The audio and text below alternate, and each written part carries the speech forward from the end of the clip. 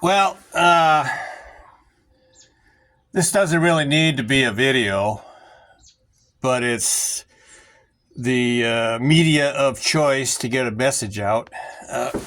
Not that it's real important. I've never had to deal with these rubber hangers before, so I didn't know what kind of a problem they might be getting them off and getting them back on.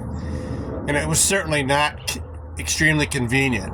So I thought I'd look up a YouTube video, watch somebody assemble one of these things and see what kind of struggle they had to go through, and then I could be prepared. But none exist. And there still won't be any when I get done, because I'm not going to make a video of me struggling to put this exhaust in. Mostly because I don't have a tripod.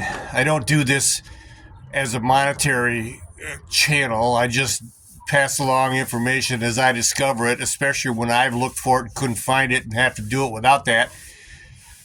So, my plan is,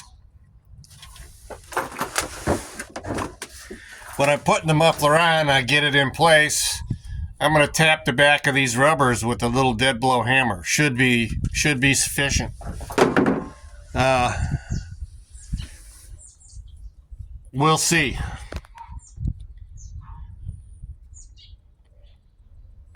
Okay, what I ended up doing, I left that hanger, this rubber, on, and both of these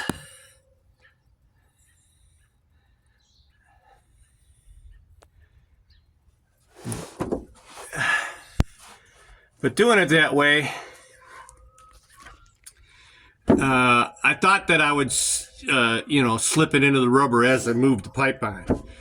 But the problem was the hanger, the steel hanger part on the muffler itself would hit that cross member unless this end of the pipe was all the way on. And if I put that end of the pipe all the way on,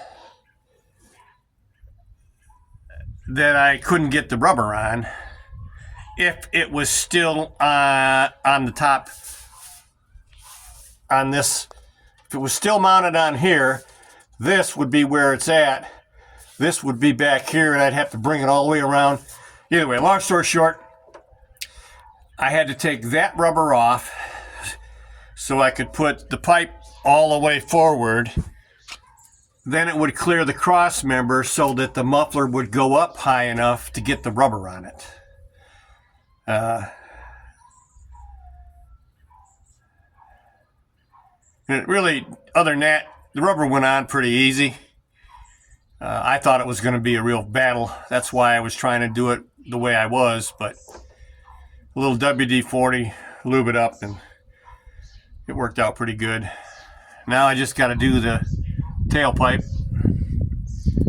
and that's got less room to work with. And oh, by the way, this thing has a pin and a notch from the factory that orientates the parts when they put it together in the factory off the vehicle. The new replacement part does not have the notch. So what I did was ground the pin off of the original piece, because the hangers will orientate it when you're putting it on the truck. You don't need the notch. Although I thought the notch was a cool idea. It would have been nice if the aftermarket guys, Walker, who, by the way, makes great exhaust systems. Walker's been around forever. Would have been nice if they'd have put the notch in. But, beggars can't be choosers.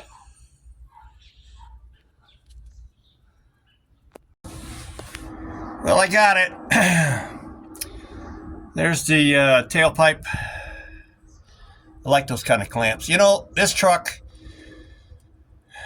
only had one clamp on the exhaust system, and it was right there.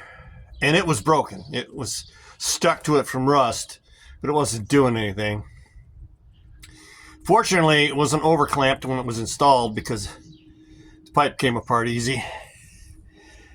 So I got it done. Wasn't as horrible as I thought it would be. Putting that rubber on the back there by myself was also not as bad as I thought it would be, but it certainly had the potential. I kind of got lucky. I got lucky that I was somehow able to overcome gravity enough to keep the pipe from falling down while I went and got a hammer and a rod to knock that rubber grommet back on. Otherwise, it's really a two-man job.